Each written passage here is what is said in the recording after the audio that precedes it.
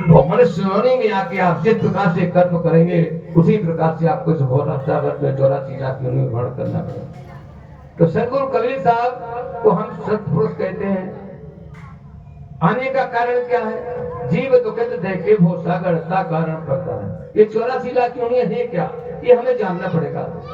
निरंजन भगवान ने सत्पुरुष की तपस्या किया और तपस्या करके सत्पुरुष को प्रसन्न करके 84 लाख योनियां भ्रमण करने का ये उन्हें वरदान मांगा और वरदान मांग के 84 लाख योनि बनाई और 84 लाख योनि मनुष्य योनि से थी।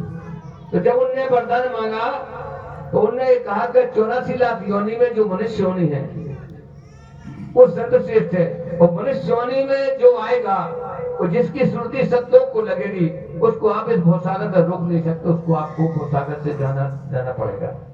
तो जैसे पकड़ने जैसे चुनाव भाई हो गए, लोकसभा के भाई, विधानसभा के भाई, तो मंत्री नेता आते वोट मांगने, तो हम कहते हैं हमारे पास रोड नहीं है, हमारे पास हैंडपंप नहीं है, पानी की, हाँ तो वोट दे दो, सब व्यवस्था हो जाएगी, मना कोई नहीं करता।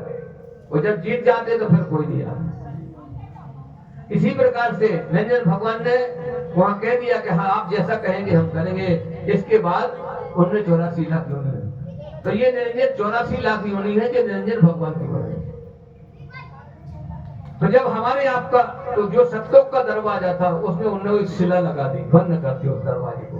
जब दरवाजा बंद हो गया तो सत्लोक पुरुष के जो जीव थे उनकी सुरती आत्मा जब उनको लगी तो उनका सिंहासन डोला, तो उनको इस भवसागर में आना पड़ा। जब भवसागर में आए तो निरंजन भगवान ने उनको रोक लिया कि आप कहाँ जा रहे हैं। तो उन्होंने कहा कि आपने वचन दिया था कि सत्लोक के जीव को हम रोकेंगे नहीं, आपने उसे लगा के दरवाजा बंद कर दिया। तो बोले इसमें ये तो हमारी बनाई हुई थी, ये 84 लाख योनि हमने आपकी तपस्या किया, आपने हमें वरदान दिया, तो ये बनाया हुआ तो हमारा है। अगर आपको कुछ चाहिए है तो इसके बदले हमें क्या देंगे? तो जो नरियल है ये 84 लाख योनि में नहीं है, ये निरंजन भगवान का बनाया हुआ नहीं है। ये सत्पुरुष ने प्रकाशन किया कि जीव के बदले नरियल दीना, हंस छुड़ाए कांच से दीना। सत्पुरुष ने उसका प्रकाशन किया और जो वो नरियल वो सत्पुरुष को दिया। जब नरियल का बूच आप निकालते हैं तो उसमें 3 रेखाएं होती हैं और 3 आंखें जो लगती हैं वो निरंजन का माथा है। इसलिए हमारे कबीर पंथ ने सब संस्था में सब धर्म में नरियल क्यों माना श्रेष्ठ माना गया है? क्योंकि वो सत्पुरुष का बनाया हुआ है। इस प्रकार से वो जीव को लेके अपने इस भवसागर में उनका आने का कारण क्या है कि हम आपको दुखित देख के वो इस भवसागर में आए और सत्पुरुष का प्रचार किया और सत्पुरुष का प्रचार करके हम आप लोगों ने साहब की वाणी सुन के जितने लोगों सुनी वो कबीर साहब के सिद्धांत से जुड़ गए।